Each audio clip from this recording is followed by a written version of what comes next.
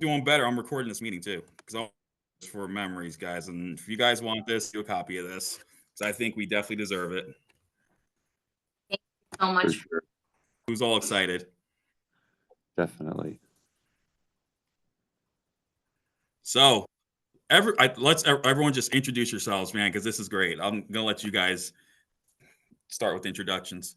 I've adopted a strict policy of not introducing myself on any shows or panel discussions. That's not my job. That's the job of the host. That's on you. Okay. All right. So here we go. You know So what? I'll I will introduce all him. That's Greg Lamberson, director of Slime City and Slime City Massacre, as well as many other movies, which you can hit up the IMDb and check them all out. They're all worth seeing. Go to his website. He's a writer. He's an author, screenplays, books, you name it. He's got it. He's line produced. He is the man. Done it all. Greg's the man. He's the heartbeat of slime. Well said. Yes, he is.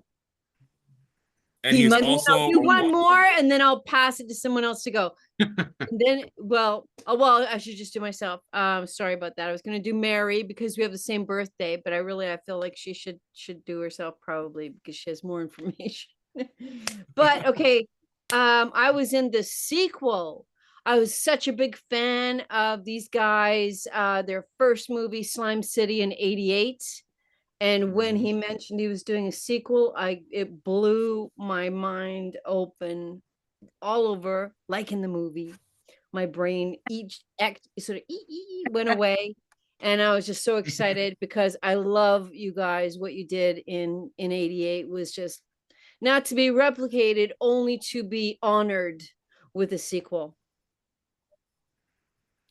Yeah, I think it totally deserved it. Yeah, you know, it's funny that the first time I saw it, I decided to see it with Slime City. I saw both movies on the same night, and I enjoyed the hell out of both of them. And last year, before I give more introductions, I'm gonna tell you, for those who just came in, I'm gonna tell you how this all came about. Last year, I inducted Greg Lamberson, DebbieRochon, and Brooke Lewis-Bellis to the World Film Geek Hall of Fame. Not realizing it went over my head at the time, but then I realized, oh, wait a minute. They were in the same movie. They were in Slime City Massacre together. And it was Brooke. I'm giving her the credit. Brooke was the one who's like, we should do a reunion. Wouldn't it be cool to do a reunion? And then the wheels started turning. So then I've known Greg for a couple of years now. And I met Debbie just last year for the first time. And we did an amazing interview last year together. So we started conspiring to do this last summer. And then during the fall, we had to separate and do our own little things. And then finally in January, we went ahead and said, you guys still want to do this? Let's go full circle, go full swing. Let's go all the way. And that's where this all came. And that's where we are today. So, but I'm giving Brooke the credit here because she's the one who came up with the first idea to have this reunion. Well, thank you for the credit, but the credit goes to you guys. You are hosting us. We are so grateful. And again, thank you to Greg for gathering the troops, and you, Debbie, and I, thank you for your time. The three of us were conversing a lot via email, and we're just so grateful to be here. So, but thank you for doing this. It's really special for me, and happy 15th anniversary, Slime City Massacre. Happy 15th. Now let's get to the introductions because we have some damn exciting people here. Took their time out of their Saturday night.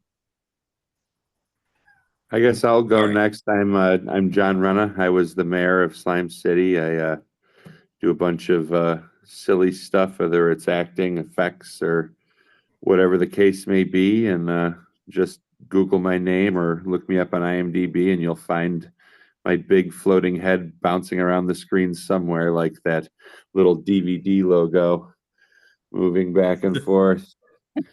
Yeah, glad to see everybody, and happy 15th. Mm-hmm. I'm Mary Huner. I was Mary Huner then. I'm Mary Bogle now. I played Lori and Nicole in the original Slime City, and Lori carried on the through line in Slime City Massacre. Yeah. Only an unfortunate demise. I'm Craig Sabin, aka Robert, and I was the OG Alex, aka Zachary, and then I played Zachary in the Godfather 2 version of Slime City, and very very thrilled to be here. All right, I'll go. I'm Jennifer McMahon, formerly Jennifer Bihl.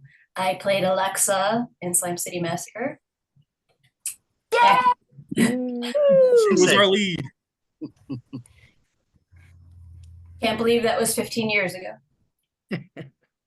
6 we shot it. Sure. Did That's the- I'm Lee.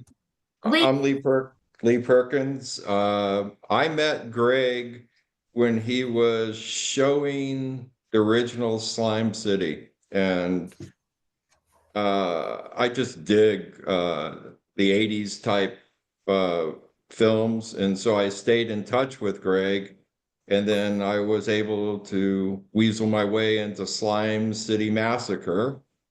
So that was 15 years ago, and I haven't worked with Greg since, so there could be a message in there. I'm just saying, Greg, you know. Something's in the wind, Lee. Something's in the wind. Nah, it was, I still think Slime City is one of the coolest films I've ever seen. I just like the aesthetic of it. Anybody hadn't seen it, they should. Agreed. Hi guys, Yeah, I guess. I totally agree on that.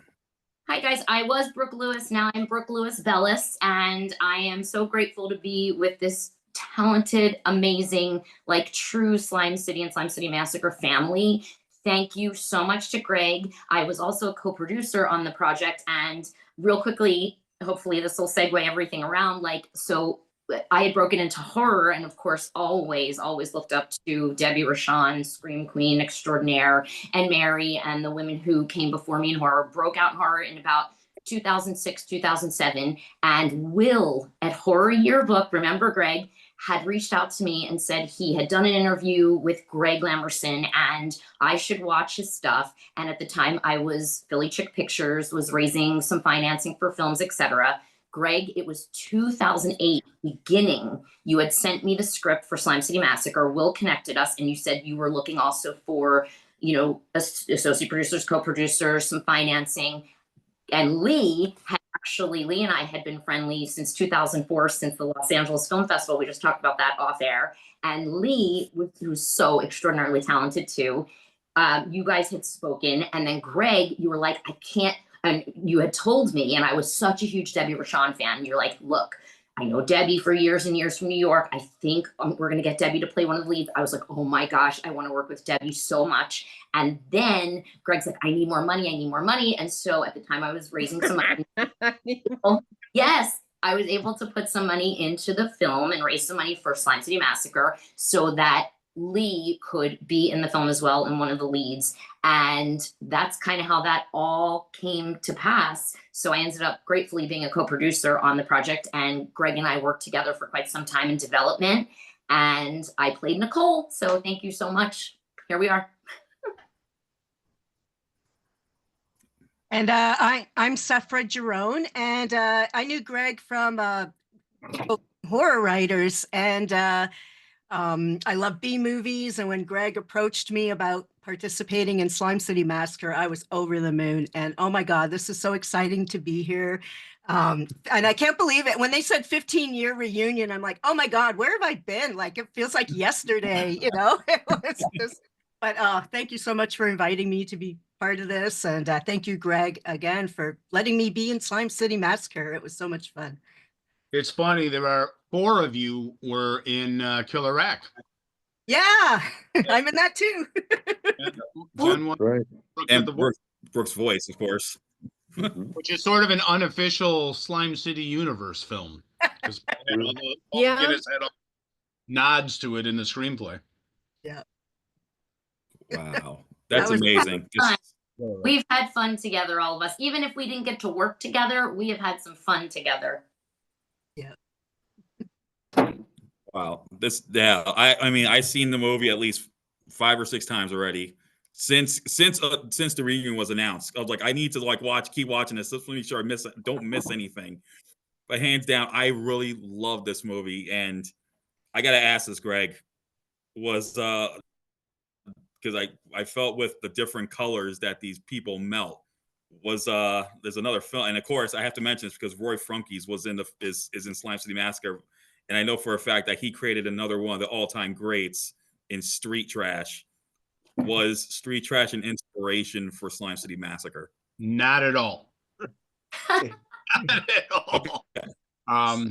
The short film that was the inspiration for Slime City, Super 8 film that Robert was in, it's a school visual arts film I did, was done 6 months before the short film that inspired Street Trash. And in the original draft of Slime City, it was supposed to be green slime, and they kind of went with the yellow opaque slime. So I said, okay, in this one, I'm going to go with that green, and I gave it to Keelan. And then I was really thinking of the 4 of them as sort of the Fantastic Four, and I was like, this should be very comic booky, and each character should have their own color. Mm-hmm. So a lot of things have inspired. Yeah, But you know what? Why did you make me orange? yeah, I was going to say Follow where something I'm about that. going? You follow where I'm going? And It's remember, my we were favorite using color. we were using So long because of the orange movie. as a term back before it was popular. I know. Wow. I bought everything orange, man. After the movie, it was like such a big deal to me, and so proud to be in it. And then I don't know, it still is. I refuse to let people spoil the party. I refuse, but it's hard sometimes. It's hard, challenging. You know, the floating Debbie face that we made, the one that I have, I had mentioned to you that I stuck it in the background of my new film. You never see that it's you. It's just this orange shape back there, but it wound up on the back of my car. And so for the last 4 months, wherever I go, the face goes and is staring out. Get you through the carpool lanes. That's awesome. I can imagine scared. But on the colors, Lee was blue because blue was his color. Yep. And Jennifer's character had to be pink. She had to start off as a super girly girl and then evolve into this slime killer. So orange was the only color left. That's amazing. Yeah, that's totally true. Can you imagine that's a crazy slime demon? Yeah, that was.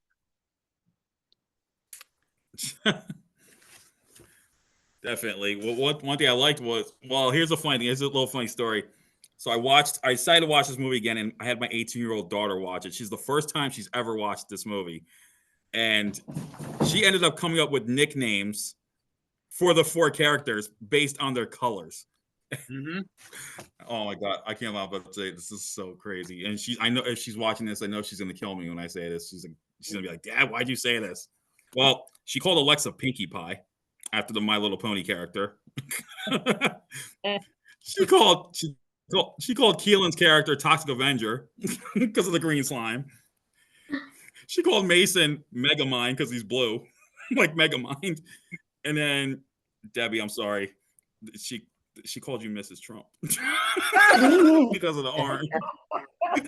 Yeah, it's pretty funny. I was like, oh, I gotta apologize. Like, Debbie, I'm sorry. No,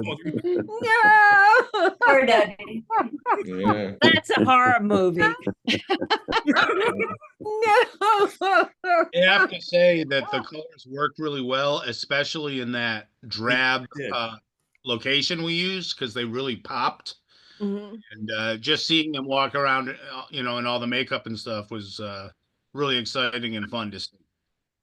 And yeah, Did you 3 OG? Yeah, sorry especially to bump you around, but did you 3 OG slime folk ever imagine that you'd do a sequel?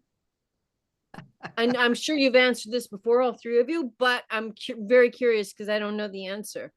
Yeah, me too. Never occurred to me. I never thought of it. Greg, do you want to tell this story or should I?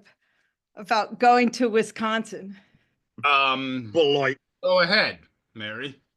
So there was a 20th anniversary for Slime City, and the composer had some connections to the Beloit Film Festival, and we were invited, and we were staying at a hotel like kind of away from the center of town.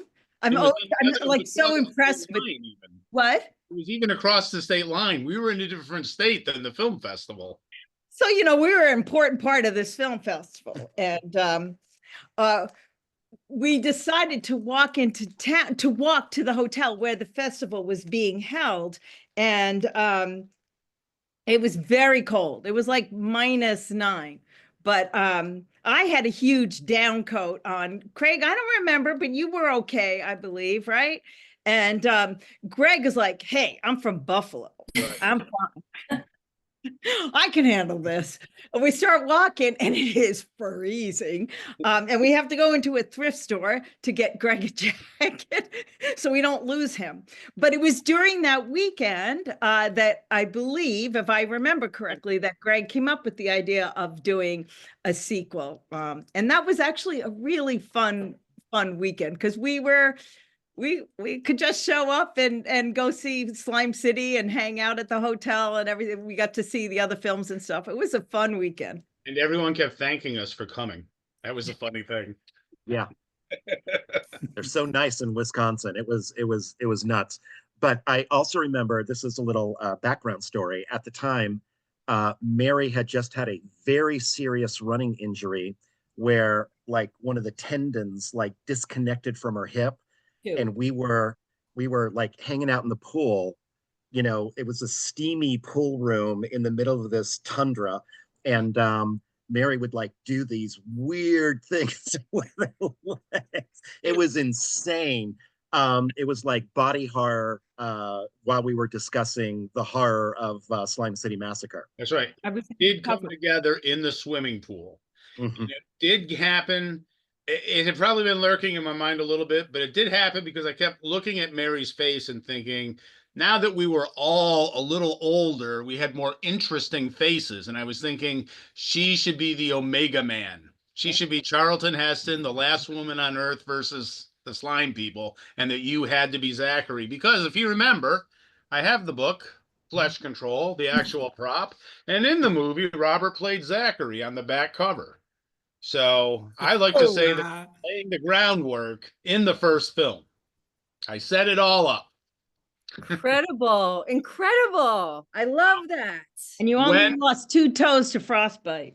Alexander Beck, a famous foreign sales rep who handled Slime City, he said, we should do a sequel. I said, what kind of money are we talking about? He said the same thing. And I said, forget it. And that was the end of the conversation until 20 years later in that swimming pool. It's difficult to anticipate a sequel if you die in the movie.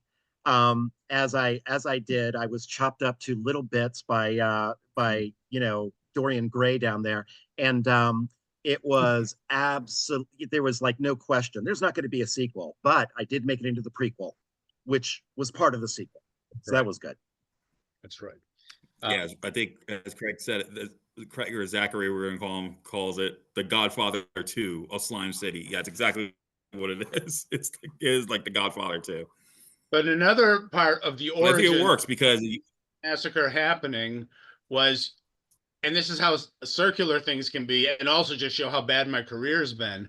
I met Mary because she auditioned for a role in Johnny Gruesome, which I tried to make before Slime City, but I couldn't get the money. So Slime City was the fallback, the low budget film. Well, jump cut many years, many years, and I've moved to Buffalo. Before I did the Johnny Gruesome movie, we did the Johnny Gruesome music video. And I cast Jennifer in that. And watching Jennifer in that, I kept thinking, wow, she looks just like a younger version of Mary. She could play Mary's daughter. Maybe she's possessed by Zachary. So that's what got me thinking about maybe doing a Slime City Massacre sequel. The fact that Jennifer looks so much like Mary, and I thought I could contrast them. Now that happened, Mary.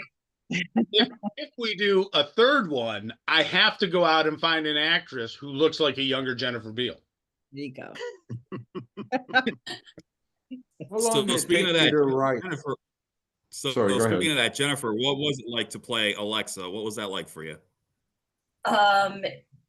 Well, first of all, I met Greg and did the Johnny Gruesome video, which was so much fun.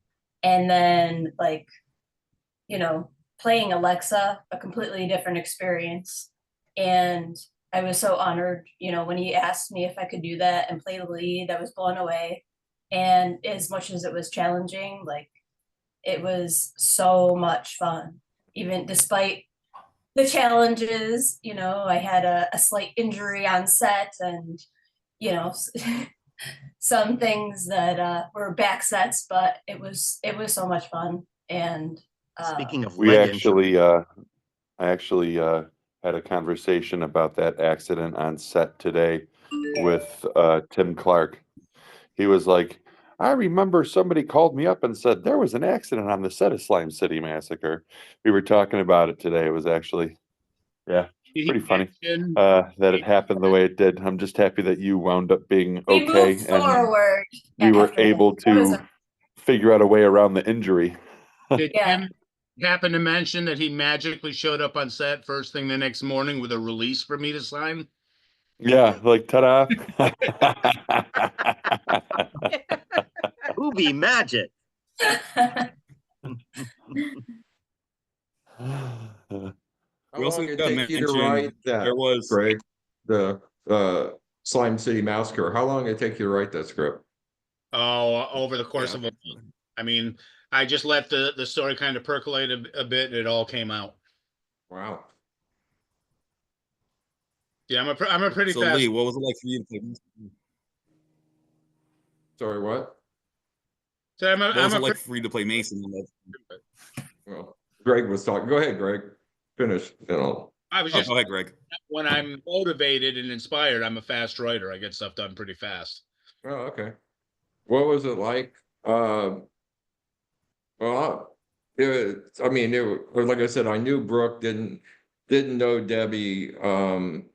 That was like a really cool thing to not only be with Debbie on set, but we all shared a house off campus, I guess you'd say. And yeah. I'll propose a movie for you, Greg. You want to hear my movie? Yes. It's called Making of a Screen Queen, the DebbieRochon story.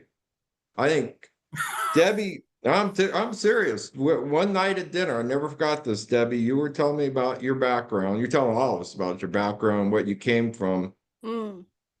I'm telling you, I think that's a story that, and all the things you've been through, I think that's a story that would inspire a lot of people. That's the truth. Well, thank you. I hope we could do that miniseries, episodic. No, I Because I think think it's it'd be a cool- longer than a 90-minute movie. I don't think that's 9 enough episodes time. minimum. You know what I mean, though? Yeah. Yeah. But to answer your But question, thank you. Thanks Yeah, for but remembering, Lee. That's nice oh of you. shit, I never forgot that discussion, Debbie. Yeah. Never forgot that, man. That was really something. I mean, that's not an easy background to come from, my dear. And look at you, So, but anyway, it was very cool to work with everybody, because all the effects, I think all of them, right, Greg? They were practical effects. There was nothing, no movie magic, right? There was some CGI for the brains and for the green sky. RJ7, one of the makeup guys did that. Oh, how about Lloyd's walls blow up? That was Atomic Eric. bomb. He Little did that. I gotta say that the makeup effects crew, they really were, for me, the heroes of the film. Those guys had no money to work with, and I gave them so much. I threw so much at them. And if you remember, they would work all night and then they would come to set all day. Mhm. They just worked around the clock in that basement lab, the 4 or 5 of them. What a team. That would be Rod Durek, Eric Zemecki, Andrew Lavin, RJ7. John was part of it while acting at the same time. And I remember they were just drinking energy drinks. And we had 2 accidents on that set. One was Jennifer's, which was awful and hangs over me to this day. And the other was that Eric just had like a seizure from all those energy drinks, and blood was coming out of his nose, and he passed out. And like Jennifer was not back on set the next day. Oh my God. But those guys just and not everything worked, but most of them did. They just put in so many insane hours. It is pretty crazy that the second accident on set was Semeki drank so many energy drinks he had a seizure. And That's dedication. The mutant cannibal who comes out of the water on the stairway that's submerged in water, and that was literally, he was with me when we were looking down the stairs that disappeared in the water. I said, "Wow, somebody's got to come out of there." He's like, "I'll do it." That's how that shot got in there. Remember when he That's was wrapping himself hardcore. with duct That's tape? so hardcore because God only knows what that was. Well, Yeah. he had plastic bags around him as part of the thing, and he said, "I'm going to tape a diaper so that nothing crawls up me." And he had himself taped up, and I didn't have the heart to tell him that there was no way that duct tape was going to stop anything from going for the urethra. He was in some deep shit either way. No amount of duct tape's going to stop those things. Slime City 3, up the urethra. Yeah, that's right. Really ambitious schedule. And I remember we spent 2 days shooting the black and white flashbacks that Robert and Sephera were in. 2 days, we really needed 3. And those were a lot of fun to do. And that was like a separate cast. Then the rest of the cast came in, but we had like Debbie for 9 days, maybe Lee for 10, maybe Keelan for 10, and he came back for 11. And then Mary came in for 2 days in there. So everyone was like 2 day blocks, except for Lloyd, who came in for 1 day. And there are those nods in the film to other 80s films. There's the Viper Tenafly from Street Trash. There's Belial melted in the basket. I was going to have the mop from Toxic Avenger as a little nod to Trauma, but Debbie told Lloyd he should come be in the film. So Lloyd wasn't originally going to be part of it. That was just something that came about during filming. So once Lloyd came in, I said, "Okay, we don't need the mop." You just answered my question. I was going to ask, how did Lloyd Kaufman get involved? Lloyd's better. Who needs a mop when you got a Lloyd? Right. Uncle Lloyd. Uncle Lloydie. So that was Debbie who brought him in. Yeah. I will say though, I did talk to another filmmaker who worked with Lloyd, and Lloyd, I like the fact that Lloyd will do a cameo in any movie just to help the filmmakers out. He is one of the true indie gods, in my opinion. Not indie kings, he's an indie god, in my opinion, hands down. I don't know how you guys feel about that. That's how I feel about him. I like him fine. To me, he's another actor. He's great. He's very generous, and he's good with his time. I mean, even though he travels a lot still to conventions and signings and such, pretty much, I mean, if you want him in your movie now, you have to go to Trauma in Queens. They've got this huge green screen downstairs, and he'll do, the scenes right there, which makes sense for him. I mean, it makes sense for you now. So you got to get your ass over to Queens if you want to. On Slime City Massacre, dime. But then for Killer Rack, we had to bring him out. We had to, fly him out and put him up and everything. John, what is that hanging? Looks rather obscene. Oh yeah, this is my belly bag that my children got me when my bag died. So we were at a thrift store, and my kid said, "Dad, look how stupid this bag is. You have to get it." And the zipper didn't work. I said, "Oh, the zipper didn't work. It was a thrift store." So I'm like, haha. They come back 5 minutes later. "Dad, look, we found one. The zipper works. And watch this, the belly button." Oh, wow. So now I got to walk around with this thing. Otherwise, my children will disown me. It's nice to have dignity. Debbie and I had actually not known each other before Slime City Massacre. We had talked about it, the movie. I mean, we corresponded about that, but we didn't get to know each other until filming of the movie. And it was actually over Jennifer's accident that, we started to get to know each other. She started telling me what to expect because she had been through a similar accident. The famous accident. How's that tattoo, Greg, I bought doing? So I do remember when we decided to get the tattoos, and the cast, the 4 slime heads decided they would get tattoos, and John got one, and a few other people got some. I remember Lee coming up to me and going, "Hey, Craig, are you gonna get one of those tattoos? Because I don't really want to get one, man." But I felt compelled to get Yeah, there it is. There's it. John's.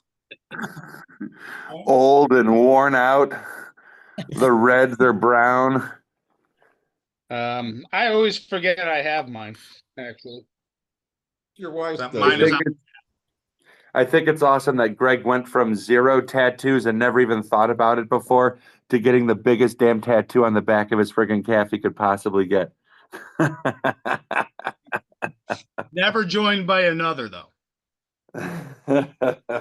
I never ended up getting the tattoo, but still to this day, my scar on my finger makes a big S. So Yeah. I feel like that Is that is Amish. it makes an S? Yeah. You That's probably can't see it through the camera, but it is. It's like yeah. Well, Right. it's I mean, you guys, like, first of all, I can't even imagine anyone else cast in any of these roles, honestly. Like, you were all phenomenal, everyone. And that's a testament, A, to Greg, B, to how special this project really is and was. I know for me, and all of you, we all have been on so many other sets, some of you many more than I, and there was just something I feel still like so special about Very much. Massacre, right, Deb? Like that Yeah. you explain. And Debbie, come on, I mean, you've been on thousands of films. It was, you just knew it. And there's nothing that can predict it's going to be that way. There's nothing that can replicate it. You can have the exact same people back again, and that doesn't mean that X factor is going to happen.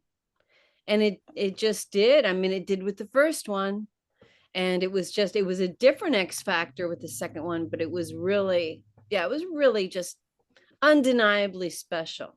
Undeniable. Yeah.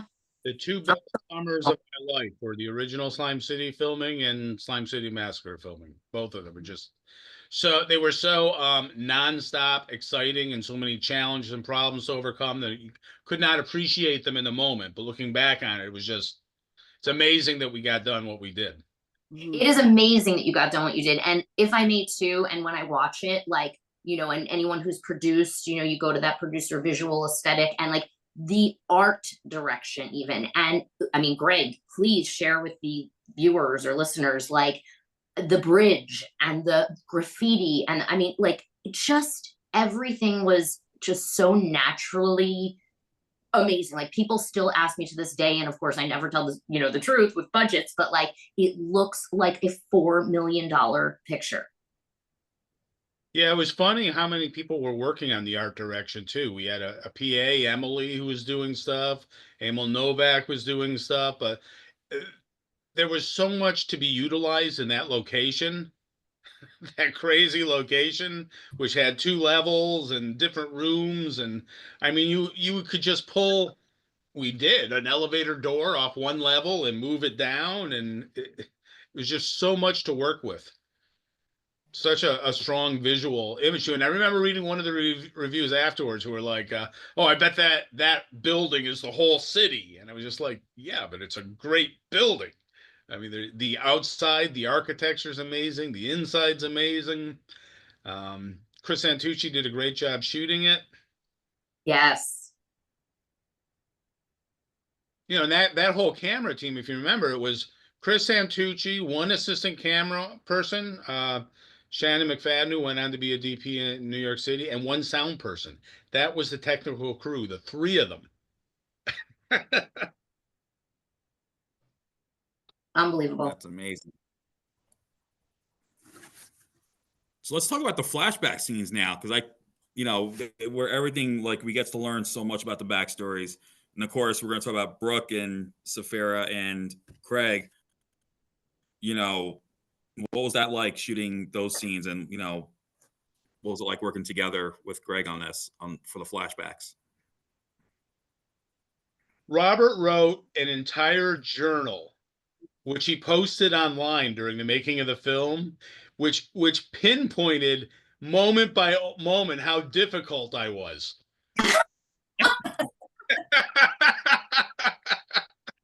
How hard I was to please. That's funny. Doesn't sound like me. That was Teenage Zombie, perhaps, but yeah, no. The first off, you know, when we did Slime City, it was all, we were all like living together. It was like very much a, you know, a small communal thing. And what impressed me the most about getting there for Slime City Massacre was, holy crap, this is a real movie. You know, there was all this special effects stuff going on. There was this, you know, basement where the special effects people were working. We had all these different shoots. People were staying in different places. There were pickups that had to happen as the cast rolled into town. And you know, the film, the pace itself was fast. So you know, it was just amazing to see the sort of exponential growth of the you know, just the technique that was going on, and the relative army that Greg had put together. The actual crew, as he just said, was very small, but you know, there were so many people working on that movie, and we got so much love from Buffalo itself. You know, they were like blocking off streets for us, and they, you know, it was just nuts how much, you know, like Buffalo was just on board for this. Yes. And yeah, it was great. It was great to meet Brooke. You know, Brooke was there for the flashback scene, and we, you know, got together and ran lines, and she had the tiniest little hands, I'll never forget. And you know, it was you know, there was just a very open and sort of collaborative sense. I wrote this thing that I thought would be a good blurb for the back of the book, and Greg says, no, you're gonna say that in the movie. So Robert, so that's you know, that's how that wound up in. And you know, it was, you know, the Sephera, I will tell you, the orgy scene was weird.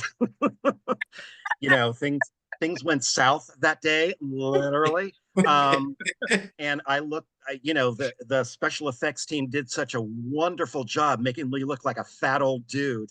You know, it was great.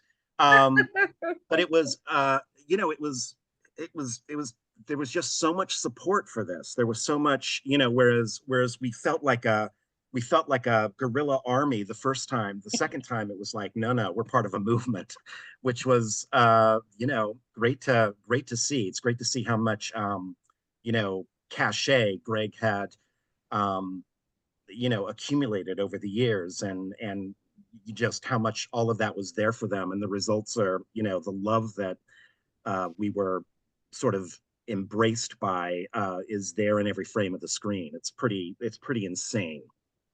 It hasn't lasted, trust me.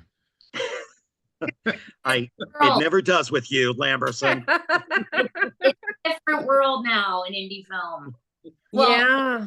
right? Like, so if I may, with the flashback scenes, first of all, when Greg sent me the script, you know, in 2008, like he said, take a look, see what roles may inspire you, whatever. And then he said, take a look at Nicole. So then I went and watched the original Slime City, obviously, which I had not seen before, in full honesty, full disclosure. And so, I mean, then I see, he's like, and so first of all, I'm like, well, she's a hooker. I may have played a few in my career, so it suits me quite well. And B, he said, you will be Nicole. Watch Mary as Nicole in Slime City. So I watch, and she's got, you know, and I used to have the crazy curly, big, dark brown, black hair, and she's got that big black curly wig, and she's stunningly beautiful and like hot. And I'm like, ooh, they're like big shoes to fill there. Okay. But I'm up for the challenge, and I may be a little bit different, but a lot shorter, but I'm in. Like, I loved Nicole, and I loved the script, and I loved the subtext. I know I've said that many times in interviews, but the subtext of Slime City Massacre, people think, oh, title Slime City Massacre, and I think we've all talked about this, and just from gentrification to politics to drug addiction to abortion to, and Debbie shaking her head, like, you know, we can all talk about the subtext that Greg wrote if you'd like to in a minute. So the black and white stuff I got to, so then I was like a little nervous. I'm like, oh, I love this. I'm doing this. And I am going to get to play opposite Robert Craig. I love you both. And so I'm like nervous, right? Because he's the lead in the original Slime City. So our very, very first scene in the black and white, you know, and I'm in my hooker shoes and we meet outside the church and Zachary's there. And we were joking about this off camera, but to this day, any Slime City Massacre, Slime City fans, and any of my fans, whatever, approach me or they'll email me or I'll still get fan letters, you know, loved you so much in Slime City Massacre. By the way, can I have a blowjob? Excuse my French. So that is like my first line or whatever, one of them to Robert Craig. And like, do you want a blowjob? So there's that. But it was so smart and it was so wonderful, Robert, to work opposite you and to work opposite again, you know, we never know as actors who we're going to get, you know, to work opposite. And so when you get to work opposite a professional and someone who, like Robert said, we had the orgy scenes and who is so respectful. I mean, I was like, and I'll make a funny in a minute because Slime City Massacre for me, and Greg and I laugh about this a lot, had more bloopers and more crazy train stuff that, like, if we have time later, they're just like ongoing historian things of Slime City Massacre. Debbie has some incredible, I mean, we could talk about rats, we could talk about, but so in the orgy scene, so I'm like literally, and it's a period piece at this point, right? So I'm in like no push-up bra, like, and kind of these like Spanx style, like board shorts and like nothing more. So everyone was so respectful on set. One funny, I will note, the film got released, and this is a couple of years later, and I get an alert from YouTube that they're like, your videos from Slime City Massacre, and my name is there, nudity, naked, Brooke Lewis, you know, on YouTube. So one of the background people, and Greg did everything he could to make it such a private set and so tight and so like really professional. And next thing you know, there's these like videos that some background person took of me walking around half naked in my Spanx and my bra, running around the orgy scene set. Of course, we pulled it off of YouTube, but the funniest things happened that like made everything so much lighter in some scenes that were had very dark and intimate subtext in it, right? Mhm. Yeah, definitely. Definitely. I completely agree. It's funny, you're talking about the subtext, and I feel like there's a nice bit of alchemy that happens in these two movies, because the first movie is very much like similar to Frank Miller's Dark Knight. It's very reactive to, you know, 80s New York, the era of Bernie Getz, and, you know, like, you know, just crime and the home, you know, the burgeoning unhoused population. And, you know, so there's a real reaction against that. But then by the time we get to Slime City Massacre, it's almost like the homeless become the good guys, and the bad guys are the assholes trying to control everything. And I just thought that was, you know, marvelous, and like just a great twist, and very prophetic of, you know, what's going on today. It's just a very smart couple of screenplays. Very. I'll tell you something, on Slime City Massacre, I thought that I went into that thinking this could be the last movie I make. I just want to show that I can make one that I like. Because for me, the original and the two that we did after that, Naked Fear, Undying Love, they were like the equivalent of my film school education. And this is one that I just wanted to show that I could do it. And if I never made another one, I'd be fine with that. It is the film, though, that I learned how much I loved actors. And I was so happy that Robert and Mary were both able to be part of it, because I couldn't imagine having that experience about a Slime City movie where I just really appreciated everything I was seeing, and having them not be part of it, be denied to be part of that huge ensemble. There's a lot of characters in that film. And I'll never forget when Lee and Keelan came up to have their faces done in advance of the shoot. And we were sitting around and we were doing a table read. And the first thing Lee said was, "You're not recording this, are you?"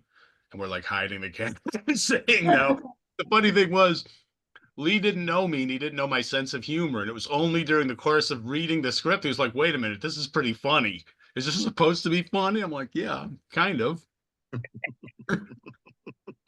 And I think that says something about the tone of the film, that it's all over the place, and that's what makes it unique. And of everything I've done, I feel like it's the most representative of my personality in all the different things that are out there. So that's why it's my favorite of my films, even though I've done more since then that have been more technically proficient or have had different qualities that were better. For me, this is still the one that just really brings me joy when I see it. And I don't watch them often, any of them.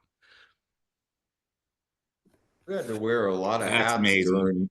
during Slime City Massacre, Greg. I remember you're directing, you're orchestrating everything, you're producing at the same time. I just remember that there were many days where something wasn't ready from the practical side of effects, and we had to switch the schedule to something else. I mean, it was a lot of balls in the air, so to speak. It was, and the three guys that were helping me, John would be one as a production manager, and then our two assistant directors, both of who have passed away, Michael O'Hear and Jay Mager. I was kind of teaching them what little I knew about running a set so that they could take over for me. So it was sort of on-the-job training for all three of them. Wow. And Brooke, I'm sorry, it was me who posted those videos of you naked. But for anybody out there, I'm actually selling them on TikTok for $25 each. All right, let me get my wallet right now. No, I'm joking. I'm just joking. Brooke, I would not do that to our friendship, hands down. I would not do that. I would not do that to our friendship like that. You gotta laugh. We have to laugh. We're actors. We have to laugh at stuff like this. So I don't know. Can we segue? Am I even allowed to like mention Debbie, the house? And I know, and the house, sure. Blooper stuff, the rats. Oh yes, go for it. No, you. No, you. Oh no, because Keelan's not here. What you guys and Greg, I mean, we have so many things that we look back and laugh our butts off. Like, unbelievable. Well, I mean, honestly, it's hard to say. Like, perhaps I have blocked it out of my memory. Trigger my memory for this one. So Greg, I can't remember. I know there was a lot. Like, I know there was Round a lot. Actor House. There was a video of you and Keelan feeding the rats. Yes. Well, there was a lot in that area. I mean, it was literally across the street from the university. So. Yeah. And didn't you like really do a lot of work and go out of your way to try to find a really good house that was like great for the actors? Well, oh yeah, they were all over. One that was suitable. We went through a lot of work. John was a big part of that, getting the mattresses and everything in there to make it habitable. That was crazy. But the rats were all outside. This guy's FaceTime. Yeah, they were. But John had to. Debbie was asleep. We couldn't wake her up. John had to break the window to get in the first night. I'm refilling coffee while I'm doing it. That was the first night. What a way to meet everybody. Smash. Story. Having to break in, and Brooke got shooed out of the hotel because of a fire alarm late at night. She couldn't stay in Actor House. She needed a private space. She got her own hotel room, and there was an alarm, and they kicked them all out on the street at night. Well, there was a fire in the kitchen. So crafty wraps. It goes to be a Awesome. there were so many things going on with different people off the immediate set that I was vaguely aware of. But I was so busy, I just couldn't stay on. I just was hearing whisperings of different things and in jokes, and this is happening over here, and this is happening over here, and where's Keelan? You know. Wait, I hear the house story again. Remind me, Lee. Well, we had no hot water for 3 days, 4 days. And the mattress that you got was an inflatable one for me that had a hole in it. So I was sleeping on the ground by the morning. So one of my favorite memories from the shoot was when we first got there, we couldn't get in. And Lee was like, "We got to get in there, bro." And Lee like had his arm wrapped, and he was like ready to punch right through this window like a total hard ass. And he took like a couple of good swings, and he said, "Man, this is one of those old doors. This isn't happening." And then we were about to smash in, then somebody's like, "I got a key." We were like, "Oh." You broke the window, It was dude. exciting for a while there. Oh my God. I don't know why people don't like film crews. He was like, "I don't give a shit. I'm Okay, getting in so there." what month was it that we were shooting? It was either June July. or July. It was Well, July. why was there a cold snap? I don't know. Do you Buffalo. remember that? I remember. I remember it well. Cold Remember Jennifer snap, like it was. Shattering. If you remember, Jennifer would go out under the pavement outside the ruined building and just lay on the asphalt and absorb the heat. Yeah. I feel like that was one of the biggest challenges of shooting. Like, it's an amazing building, amazing space, but the cold, I'm extremely sensitive to the cold, and it was a big challenge. But Well, the we good news managed. is you guys weren't covered in slime, so that's good. Yeah. Oh, wait, you were. I remember who was it that applied? Was it Rod that applied my the vagina on my stomach? And that was outside in a van. It was cold still. It was during the. I remember that it was during the cold snap, and it was cold. And I had obviously you can't have anything on when they're applying that sort of appliance, and it was in a van. In Parked the outside of the location. I wonder if it's considered Thank God there nudity was no if it's a foot prosthetic traffic. vagina. What? I wonder if a prosthetic vagina is considered nudity. It depends on where you put it. I was gonna say, right, Ray? According I'm to just Alice, upset there was no prosthetic merkin to go with it. No, there was no. Well, no, didn't need a merkin. Didn't need one. It's all about the lips. Lip service.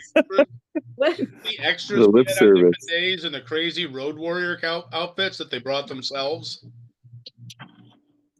The leather, the handmade stuff that all those people showed up wearing. All we did The guy in the collar. faces.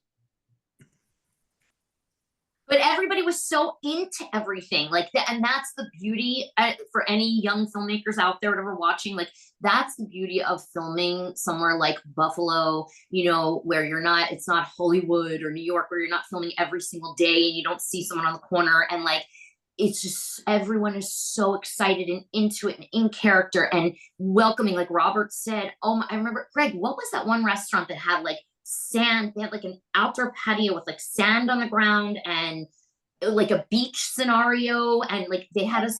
I remember that, yeah. Remember that? And they invited us for dinner like 3 nights in a row for free and gave us sangria, and like they really did treat Restaurants were so good to us. amazing. Now they're all closed. Those restaurants are all gone. We put them out of business. Well, you're filming a lot. So, yeah. Is that building still there? Yeah, they got a grant to Sorta. redo the tower. I don't know what speak of. I remember one day we were shooting a scene. It was one of Roy Frumkis's scenes, and the guys who maintained the tower did not like us, and they kept trying to make problems for us in the buildings next door. They were separate properties, and I had gone through so much trouble to get somebody to have that stretch limo that Roy Frumkis's Donald Trump character arrives in, and showed up with this giant lawnmower, like a tractor, 10 feet up the cab was, and the blade was at least 10 feet wide, and they came buzzing at us, and I had to stand in front of them holding them back because they weren't willing to wait for us to finish our shot, and I'm standing there like that guy in China standing up to the tank, standing up to these guys who would not stop, and they had to stop, but they were mad. Wow. They were really annoying, those guys. Remember, the generator in that building went off one day because they were pumping water out and we couldn't get a sound take. And Chris Antucci said, "I'll just hop the fence and turn it off." And I was like, okay. So he did it. And Tim Clark, the film commissioner, showed up just then. He's like, "Is that one of your guys?" I'm like, "Nope, not one of our guys." That was the I don't know who beginning that of- guy is. I don't know. I remember the Did you ever- day that Did you ever wrap, and there was no fit place to eat in that building. We had outhouses delivered. So every day we would go to this bar across the street and we would eat there. And, all these blue collar people and frankly, a lot of alcoholics and stuff just there every day. And I remember Yep. Debbie's last day when we gave her a cake, all the people in the bar were singing to her. And so much part of the ambiance. Awesome. So awesome. I still have to this day. you still go? You know how you got everybody in the house their own cold water container with a lid in their color? Your color, right? I Still have mine. think that was John's choice, actually. That was Yeah. good, John. Still Yeah, have mine. John's the Because one that that's loaded up easy. the That is so fridge and smart. everything. Do you still Yeah, have yours? I tried to get everything color coordinated by character, so you guys always knew what was yours, and there That was was never a great. question. I had a lot of roommates in my life. I love that idea. That made it an immediate like nostalgia piece. It was great. One of the first things I tasked John with as we were getting into real pre-production was to go and buy a lot of food, put him at Jack's house.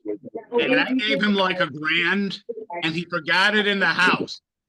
And I said to Tamar, we're not going to tell him. We're going to let him learn a lesson here. For him to call in a panic saying, I don't know what I did with the money. And I let him go on and on before I said, it's okay, I got it. That's an It's a Wonderful Life situation. Uncle Billy, right. He's Uncle Billy. Can you hear the joy in that laugh? He remembers. I remember that, you son of a bitch. Just kidding. Oh, by the way, Greg, just in case you guys that are all here from Slime City Massacre, here, hold on, ready? What we didn't have right here. Craft services section. Who was in charge? No money in the budget for that. We only had old bagels. That's right. Well, my favorite video posted to Slime City Survivor is John and Michael arguing over the bagels. After John yelled at me, because what happened was I walked to set and I picked up a bagel and I hit it. It was like a rock.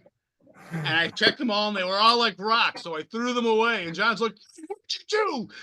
Because of you, we have no bagels. I'm like, John, those were rock hard. They were so stale. Greg, they're Lender's bagels. They don't get stale. Oh my God. I was gonna retoast them and serve them to you fuckers. What do you think of that? You put them in the microwave, they soften up with a little water.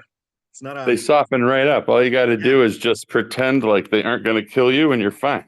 Yep. Most microwaves need a little electricity, though. We were working without any. I Believe it was or not, in Niagara Falls, where we shot the flashback stuff, that was like the luxury setting compared to what we had to deal with for the main body of the film. So funny. definitely. I have a great question. I'm literally right now breaking down background crafty while I'm doing this with you guys. Oh, that's so that's perfect. I have a great Greg. Yes. So let's talk distribution. So because I want the viewers to know this, that and you're gonna have to enlighten me and remind me of exactly how it's inspired. But what I do remember, a lot of the Slime City Massacre fans will reach out to me and they'll say, like with the 15th anniversary, oh, wait, when exactly was this released? Slime City Massacre 15th anniversary reunion.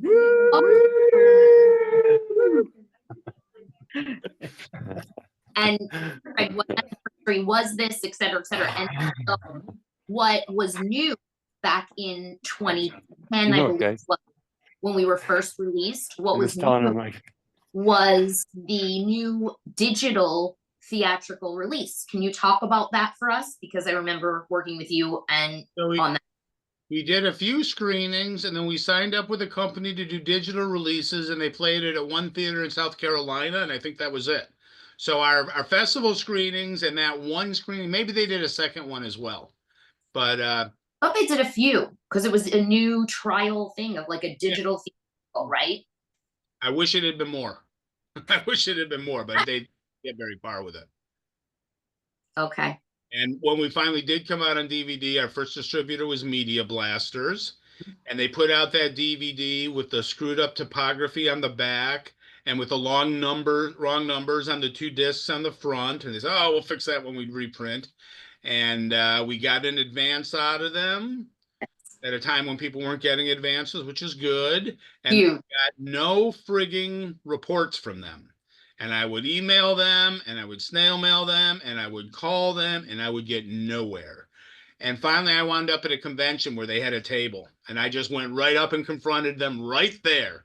And you know, one of the guys knew me, Carl Morano from Trova, but the owner was just playing dumb and saying, "Oh, we'll get it to you, we'll get it to you." Basically, once the term of the contract was up, I just said, "Cease and desist. I want my materials." Blah blah blah, and they didn't even put up a fight. So, and where did we go?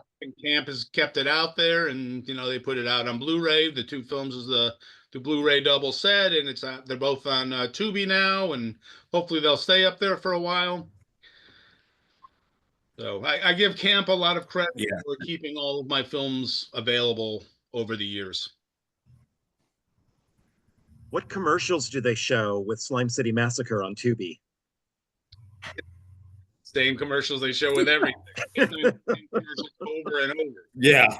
That would be great to have like a commercial after Debbie's stomach vagina eat somebody and then like have digestive Are you having issues? gushing problems?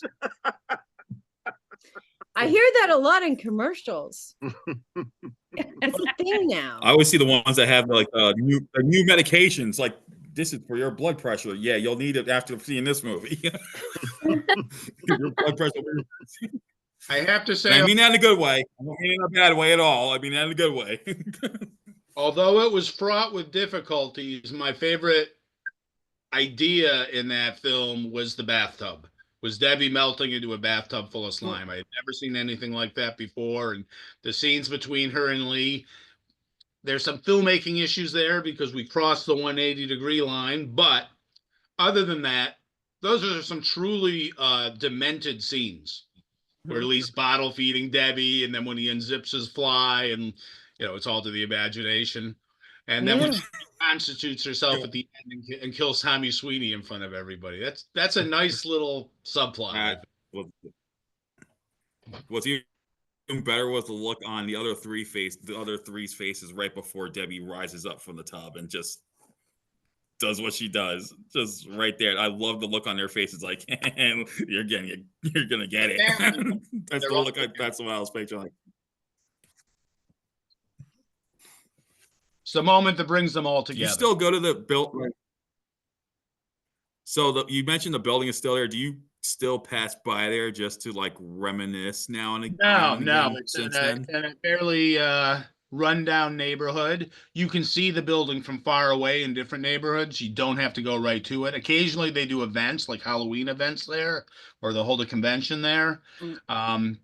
I went there to shoot a teaser trailer for my action movie Guns of Eden. We went back to the building, and it was pretty funny to go back and just see how much even worse it had become. Oh wow. I think you can see it from Canada. I think we can see that building from Niagara Falls, Canada, can't we? That and City Hall are very similar. So one of the two. I wasn't sure when I was there in the summer. I was in Niagara Falls a couple times on Canada side, and I was like, I think that's the Slime City, but there's a building that's kind of like it. And I wasn't sure which one I was looking at. That building has no elevator, and it has 17 floors. And I know films that have shot way up there. In fact, we shot some of Battle Dogs there, but we only went as high as the 2nd floor. They use that building to train soldiers because it's so much like buildings in Iraq and bombed out buildings that they would bring soldiers in to train there. Great. Is that the haunted one? That's haunted, right? Is that the haunted one, or am I thinking of something else? I don't think so. I mean, we have an asylum that's supposed to be haunted, but you know, anyone will say something's haunted to try and make a few Halloween bucks and get some ghosts on it. I'm trying to think of what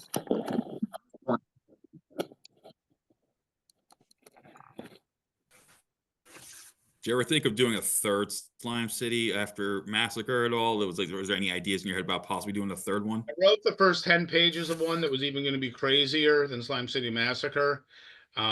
It would have involved Robert playing Dick Cheney.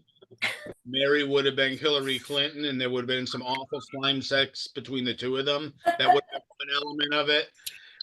Everyone would have had a different character. They would have been brought back as a different character.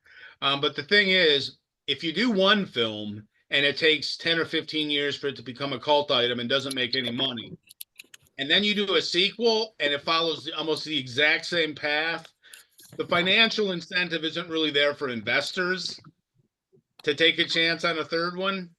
And the crowdfunding thing is just so tiresome and so much hard work. It really is.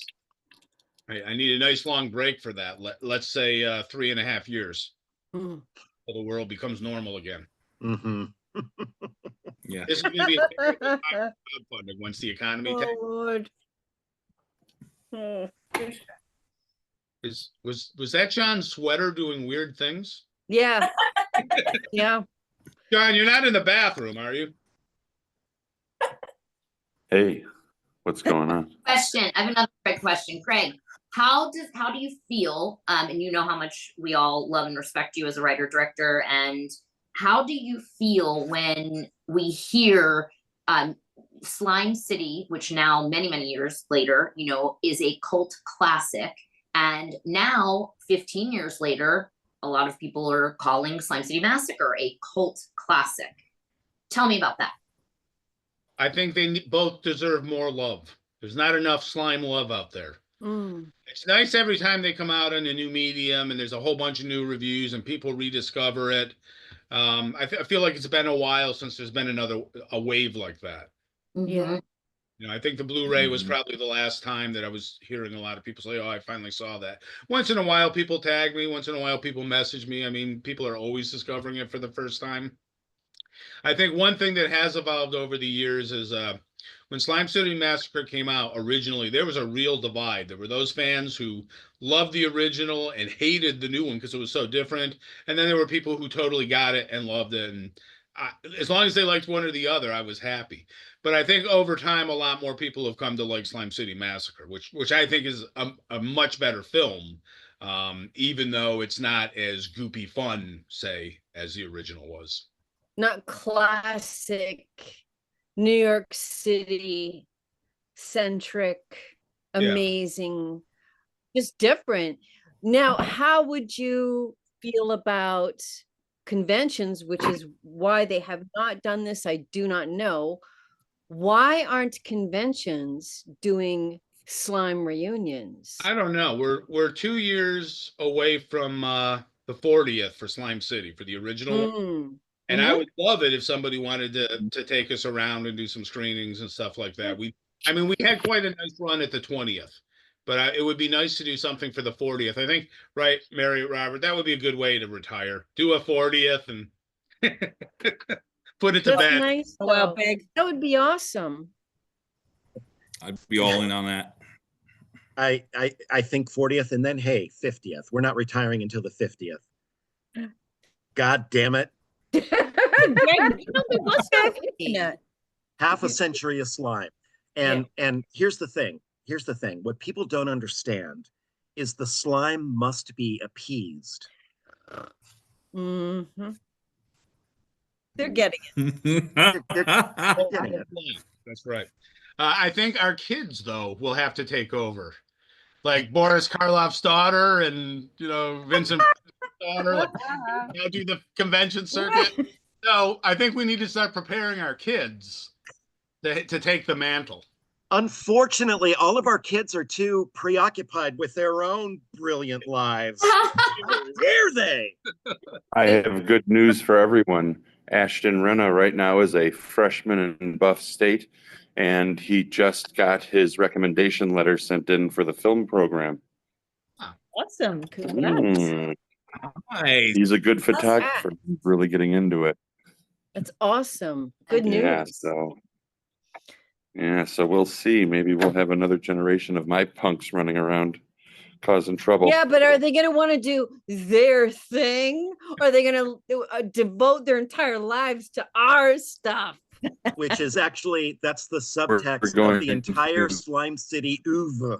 It's like new people come in and they get taken over by the old people and do what the old people tell them to do. And God damn it, why don't our kids do that?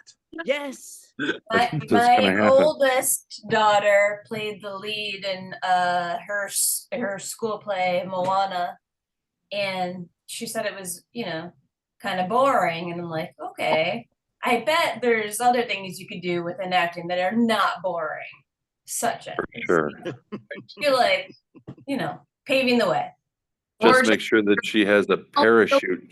That's sort of the crazy thing to show how much time has passed since we made this movie, because my 3, she was an extra in it.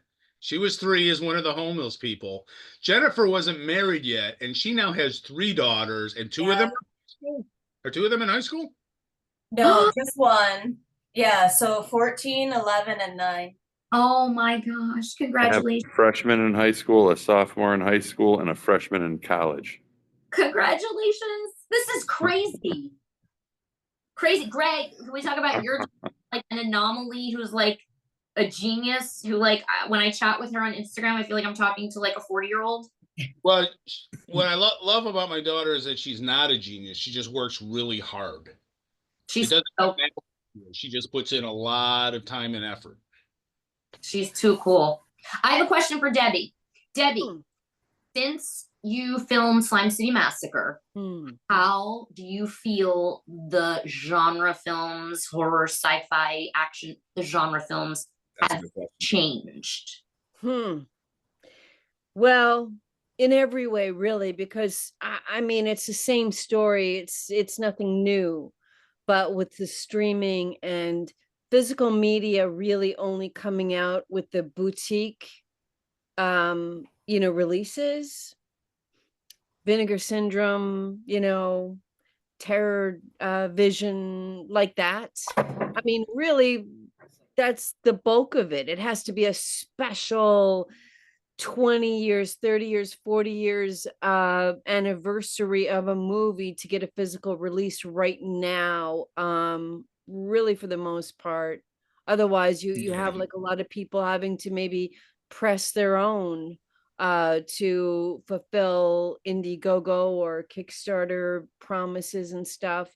Not every case, but a lot of cases. And I don't know, I don't know where do we go with the streaming? I do not know, because it's that is the question of the hour, of the day, of the year right now. Is you have a lot of people coming out, and my only suggestion to them, because I don't have any answer financially, I have no answers. People say, oh, well, I should self distribute. Yeah, that's a good idea, but then that becomes a problem too with Film Hub and these places, because they don't accept everything. They don't, and nor should they. But if something is good, but they're not down with the subject matter or something, they could reject it just like a distributor. And what the hell do you do? What do you do? I mean, you used to be able to submit your own films to Tubi. Now they don't do that anymore. There has to be an aggregator. Yep. Getting the movies on there. So now that there's no direct, connection with even a place like Tubi, I don't know. Maybe Greg knows.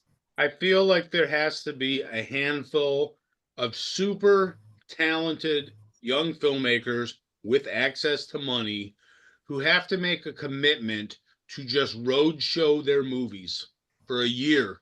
And not just the festival thing, just going city to city. And that takes money and dedication without getting it on streaming. And that's a tough thing because the distributors want to start, the investors want to start getting money right away. So it's going to require a lot of patience to sort of create a theatrical window again. So I'm sorry, Greg, when you say roadshow, like back in our old school days, like four-walling it, like, is that what you're kind of? From city to city, and either four-walling or like here in Buffalo, we have a place called the Screening Room where I've done my festival a few times. There are digital boutique cinemas across the country that will work out deals with you if you come and do Q&As and things like that. Yeah, And just if you putting have it a good like film, the old school, putting the reels under your arm and getting on a train or a plane and going from anybody who will have you. it's going to require Yeah. staying away from Tubi and all the streaming and all that stuff. Yeah. Yep. Well, that brings me to a good story I just recently heard. I talked to a horror filmmaker a few days ago named William Instone. He has a new film called Butcher's Bluff that just got picked up by Breaking Glass Pictures, and they're releasing on digital. I think it's on the 11th, he told me. But he had came up with this project in 2017, and he went to conventions to promote the film, even though he didn't shoot anything of it yet. But he described it. It's basically, I just saw the movie. It's basically Friday. It's like his homage to Friday the 13th, Texas Chainsaw Massacre, mostly. But he added elements of films like Hatchet and whatnot. But he was talking about how he was telling me how he had started doing that. Like he went to conventions to promote this movie about a guy in a hog mask killing people, not even remotely shooting much of anything, like not even a shot of film. And somehow along the way, people started getting wind of this. And eventually, all these years later, he finally shot the film. He got people like Jeremy London, Bill Oberst Jr., Bill Johnson from Chainsaw 2 is in it, and all these young actors. And yeah, he finally got to release the film. And he was just telling me that I saw the film before he did because Breaking Glass actually offered to help with the audio portion of his film. He's like, so you saw it before I did, basically the new cut. I go, yeah, I did, and it was actually pretty good. You gotta check it out. So yeah, I see where that's coming from. You just got everything you just said. You want to get that film out there. Horror conventions. There's young filmmakers out there talking about films they want to make that they haven't made yet. That's nothing new. And his film's still, Breaking Glass is still going to put it on digital. They're not doing a theatrical release. It's just another one of these films that for a month, it'll get some reviews, it'll get some coverage, and then it's going to disappear. And that's what happens in the way the streaming world is designed. And all these Netflix movies, they just disappear into the void. Yeah. And it's tough. Mm-hmm. The streaming has been bad, horrible for the industry in general, but it's devastating for the indies. It's devastating. It's bad. I've had a script for a while now that I've been trying to get made. We have all these people that are lined up to help work on it, people that want to help produce, and trying to get money for indies is just impossible because what are we going to tell them? Oh, you'll get 16 cents, per 100 million views. It's just, it doesn't, it's just crazy. I think that eventually something's going to happen where they realize that the entertainment industry is getting impacted by the streaming services stealing from us, and somebody's going to get involved. It's just a matter of time. Yeah, Greg, if I remember right, wasn't Uncorked that distributed Guns of Eden? Was that the one who did that? Yeah. Yeah, and I can't complain because they gave me a nice advance, which distributors don't do today. They gave me a hefty advance, which made it possible to make the movie. Huge. But when a distributor does that, and that's all the difference, because when a distributor puts money into a film, they're going to work, and they're going to get sales. They won't just drop it if they don't get instant gratification. But that means they're in a hurry to get the films out as fast as possible so they can start recouping their money. Yeah, kudos for that's awesome. Right. From a business sense, but I'm on private pages. I'm on private pages with people that are upset about distribution. I'll let them know that company is a stand-up company, so some other people can go to them and help them get more powerful, because we need people that are distributing that have the power to be decent stand-up people and not somebody who's going to take advantage. Giving you an advance is amazing. That's awesome. But they won't do it for just anybody. Right. Oh, of course. Yeah. 40 years, accumulated at least some sort of reputation for being able to deliver the actual film. Exactly. But that means that they're honest, because other people take advantage. Never even get made that people crowdfund sometimes. For sure. Do you guys know of the label? Do you guys know of the recent label that came out like 2 years ago called Visual Vengeance? Have you guys heard this label? No. No. So they are part of Wild Eye Releasing, and they find shot on video horror flicks or cult films from like the 80s to the early 2000s. They contact the filmmakers themselves, and they release these films on special edition Blu-rays, and they remaster it with the filmmakers like involvement and everything. They have a ton of extras on those. I got like a whole bunch. I got like a whole few of them. But you know what, though?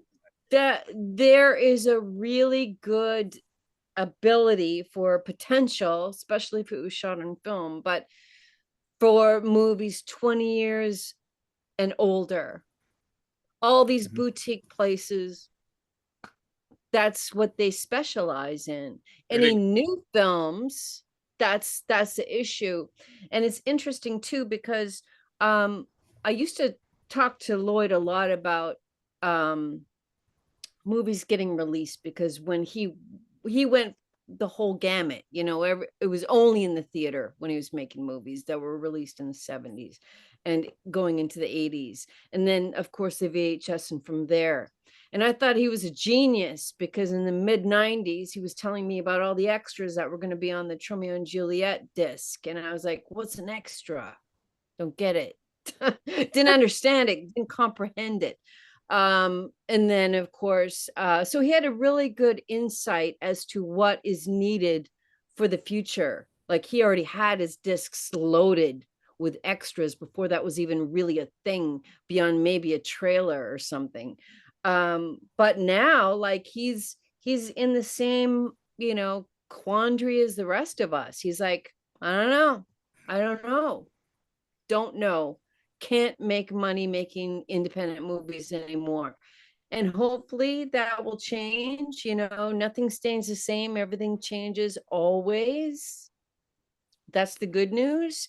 But what it is, I don't know. I have yet to meet anybody who can foresee through this, or to know what it's going to be. It will be something, but we don't know. And so even the people who always did know and had a really good handle on it, don't know. So it's an interesting time to be.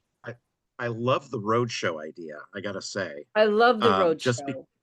Just because it's gotten so easy to get content, and there needs to be sort of you see kids lining up in front of boba stores and tea stores and Howlin' whatever all the time, like long lines. They'll wait 45 minutes in line if they understand that there's something happening, and we just got to get them to do that for the theater.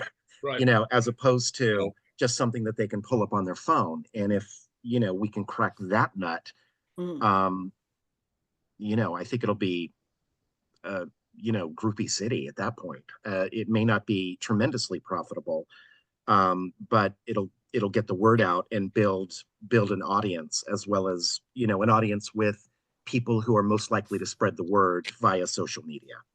As soon as something's easy to get, nobody wants it. Yeah. Remember, there's a new VHS boom and the excitement every time new releases came into the store, and people had to get that new movie or buy that new movie and spend $80 on a new movie. Got an idea. This is how we do it. Okay, you ready? We show up with the movie. We're on stage acting out not everything, but the occasional scene here and there. Give them an experience that they can't get on their phone. Just like the old days where they used to have the piano player with the silent movies. Now you're going to have like some of the actors. Like Rocky Horror, Deb. Yeah. Horror. Yeah. Oh, man. Those were the fun days that going. One of the new formats that's going around now, they're shooting around Buffalo, is they do very short little shorts. They're like maybe 30 seconds, 60 seconds long, and there's like 100 of them, and they charge like 50 cents, and you watch them over and over, and you could watch as many as you want and pay for them a little bit at a time. And people are starting to do these little things, and they're making quite a bit of money because these people watch the first one and they get addicted and watch more and more and more and more. And I've been watching the formula for it. So I've been putting together something that's like a first person serial killer kind of a thing, that's like kind of like that, where maybe I can do something, bring people in, do quick shots, quick shoots that don't cost much money with really good effects, but they're very short, and people are making money hand over fist with this format. So this could be something new that's coming around that is like a new thing now. They're Micro called shorts on social media. Verticals? Are you talking about? vertical films because they're shot on a phone this way. The production values are really awful, but they're paying Awful. well. They're paying actors well. And you get like the first 5 chapters for free. And then if you get hooked, you have to keep paying to watch after that. Oh yeah. Exactly. So what I want to do is I want to take their recipe, but instead of crap, I want to do real prosthetic effects and everything and do it for real. I actually was involved in something years ago when I was in LA. They were doing that type of thing. It wasn't vertical, but they were doing it, but it was really short. And we were getting more views online than the CW was. And the secret to that is, John, is you got the idea, you got to keep it short, really short. And what you find out is the same person watches it over and over, then your numbers climb like crazy. That's So, awesome. Yeah. Yeah. Wait, Lee, But it's yeah. got- where did it air? Is it airing on Instagram? Because they were doing the TikTok. Instagram, right? Where is it airing? Instagram, TikTok, YouTube? This was years ago. I think it was on YouTube or something. I can't remember that. The name of it. It was getting more views per day because they were releasing it 5 days a week, a new episode, and it was getting more views than CW did. I mean, they got huge sponsorship and all that stuff because it was crazy. But the recipe was really short, a really cool 10-second trailer to get into it. And then it's what they used to do years ago when my dad used to go to the movies. It's a serial. It doesn't have to be A, B, C, D. You can jump in the storyline because they're seeing this on Monday, then they're going to see this on Tuesday. So it doesn't have to, the characters have to have some kind of through line, but it doesn't have to be continuous. Like John goes into the kitchen. Now tomorrow, John will come out of the kitchen. No, it doesn't have to do that. You can jump around a little bit and the people will put it together. But it was hugely successful, and I can't for the life of me remember the name of it, but it was crazy what they were getting. So yeah, vertical shorts, you see that a lot. But again, everybody goes too long. It's got to be that short formula, because what happens is they like to watch it over and over, and that's where your numbers climb, John. Yeah, and you have to kind of get punchy with it. You have to figure out how to have kind of like a beginning and an end, even though you're in the middle of something. It's interesting. I've been checking it out and really watching the formula. And now they're shooting a lot of them in the area. So I'm contacting some of my friends that have literally been on these shoots, and I'm like, give me the recipe. The woman who's producing those films, she's been doing it for several years, and she used to film it everywhere else but here, even though she lives here. Now she sees there's a film community here, so she's like, why am I traveling? So now she's doing them all here. Yeah, it's awesome. Yeah, it's really great. So I'm excited for a lot of my friends able to get some solid work a lot and get some good cash. A lot of the actors are getting some good money too. I'm just now kind of getting back into things. I spent the last year or so doing commercials for Airport Plaza Jewelers and like a lot of commercial work and things like that, but still keeping my acting going. I was just an Unbelievable, a Buffalo Bills fan movie. That was a lot of fun with our friend Scott Rubin, and Greg was on that one. Unbelievable, like the Buffalo Bills. Yeah. Sounds familiar, Greg. Yeah. Yeah, very good. Greg was Greg. What was your exact position I was on the film? You and the produced too, right? but I was generally just the sane person who knew what could be done and couldn't be done, and those guys wouldn't listen. Hey, John, I That just looked guy it, again? Yep. Damn it. I just looked it up on IMDb. It's called Prom Queen. Prom Queen. Okay, I'm gonna have to check it out. I'm gonna check it Yeah. out for sure. Yeah, that's Yeah. awesome. Yeah. Hey, yeah, listen, everybody. Brooke, I appreciate this. Unfortunately, I'm going to have to jump. Wait. So Thank you for being here. It was so That's good. all good. Yeah. Yeah, I I'm kind of in appreciate the putting same this boat. together. I'm technically at work, so I think Lee and I might have to boogie woogie. But I miss you guys. Miss you Love guys you. too. I do Absolutely. understand. Yeah, I think One of I the think- projects I'm writing Thanks. is to star Lee. I'm writing a script that Lee will star in if I get it made. Ooh, Yeah, yes. All right. it's my porno debut. The character's named Tripod for obvious reasons. So Lee. We're only doing that so we don't have to It's remove it in green called- screen. His name is Really? going to be Lee I'm telling you, no practice. Porkins. Yeah. Hey, No, hey, Brooke, make sure you get some phone footage on the set. Yeah. Yeah, Love it. Brooke, get that revenge time. my girlfriend has a big vagina on their stomach. It's great. Is John's leg up there? Wait, Debbie, that's classic. I'm gonna call you that from now on. There Porkins. you Oh, go. I love it. Thank you guys. I appreciate it. Bye, Lee. Brooke, I'm Good to sorry I see have to you. jump. Good Hi, seeing guys. everybody. Bye, Well, John. Keep me Bye, informed, Lee. Debbie, Yeah. about Seeing you guys. Reggie. Thanks for posting it. And thanks, Greg. Thank See you guys. All right. Take See you care. guys. Yeah. Wow. Bye. All right, now we can tell really good stories about them. All right. Now we can talk about them, right? Now we can talk Loaded about them. blast. Because you know they won't watch it on playback once they've left. So Only up until when they leave. Yeah, right. Oh my gosh, Lee Porkins. Not Oh, true, Porkins. Come That- on. So, forget it. I have a question. This is kind of like related to what I asked earlier. Did any of you guys get to see the new Street Trash movie yet? At Not all? yet. I did, yes. And the reason I watched was because Roy Frumkus, who wrote the original, said it's more like Slime City Massacre than it is like Street Trash, and I agree, it is. Yeah. Yeah. Wow. What the cool thing was what Ryan Kruger did, who's a South African filmmaker. He shot the film on 35 millimeter and used all practical effects. Oh, we love him. Who Mm. funded that though?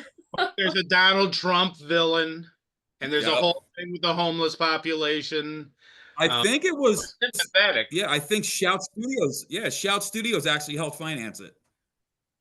Okay. And they had asked them, they're like, Ryan, do you want to shoot this on 35 millimeter? Kind of like, because he was a fan of the original Street Trash, and he said, I didn't want to make a direct reboot of it because I feel like the film is its own thing, so I made it a spiritual sequel within the same universe, but set in the future in Cape Town, South Africa.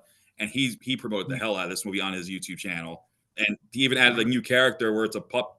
Where one of the characters, I think you remember this, Greg, Saki, the little blue puppet that 2-Bit sees because he's so wasted on drugs. He has this imaginary friend named Saki. And I believe Kruger voiced that character, but he's just it's a demented sequel.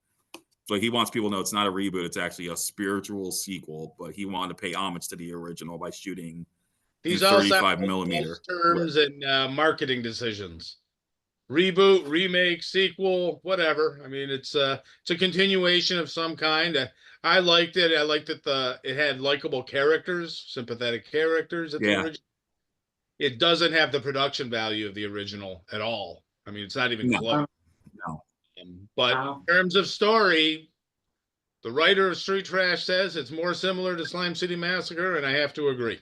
Hmm. and that worked. It still worked. I enjoyed it too. That's why I mentioned that, because I kind of, yeah, in a way, I did feel like it was kind of like watching Slime City Massacre, like in the future. If Slime City was Cape Town, South Africa, basically, that's what it was. But and then you got like all these crazy characters, and yeah, I enjoyed the hell out of it. Hey, Albert, are you able to see, is anyone in the chat, or is that not, does that not happen? Yeah, I've been checking the Like, chat is it- out. Let's see here. At the chat too. Yeah, there's been some comments, and I think like one of the questions was, what was your favorite memory of Slime City Massacre? I think we pretty much said, but yeah, there's some comments here, and William Caper said, I'm working on that Lee film. What do you say? William Caper said, I'm working on that Lee film. Yes. My friend Will, who was on set for that and for Model Hunger. And we're still good friends all these years later. The Philadelphia Unnamed Film Festival. I call him. We chat. Aw. See the connections. But the actors here haven't discussed their favorite memories. They can all talk about that if they wish.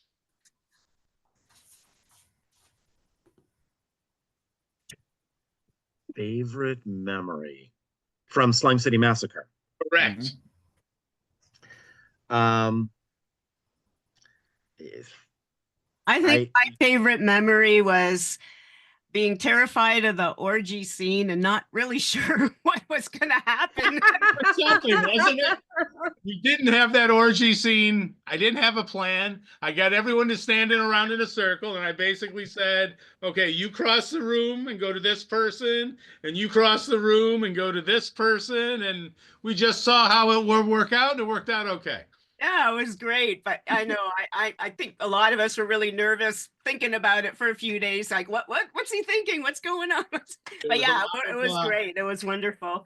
And my feelings the moment for that scene. Pardon? There's a lot of creating in the moment for that scene. Oh, yeah. I like my costume from Slime City Massacre. I was like in garbage bags. Like I had your costume in my closet for about 10 years before I finally, once I was sure that we wouldn't need it again, it went into a garbage bag for real. You know, it had a very cool look to it, though. You know, I mean, I honestly, like, isn't that the real creativity that you take garbage bags, you know, and created this look? The mutant cannibals. That's right. The garbage bags. Hefty people. Jennifer, your favorite memory? I think a lot of my favorite memories involve all the makeup. Like, that was so much fun doing all of, you know, I think that everyone that worked on that was super talented. What was cool was that all four of you had your own makeup, like each person had a dedicated makeup artist, like just like on a big movie. And Rod did you, right? Yep. And yeah, I feel like it turned out so well. Yeah. Like, there was so much time dedicated to that, and you know, so much talent, and it turned out so well. What I loved about Rod's makeup for you was how simple it was, how it was that like skull-like circle around your eyes and those little, and it just totally gave you a presence. And then Debbie's was done by my friend Craig Lindbergh's, but we used a silicone, I think it was gelatin, and it melted. So in one scene, Debbie had to wear your face. Mm-hmm. When you're walking along and the guys that you're going to go kill, they get killed and you curse them out or something like that. You're wearing Jennifer's face in that scene. Yeah. Yeah, that was, it was all good. It was just really all good because it was so comfortable.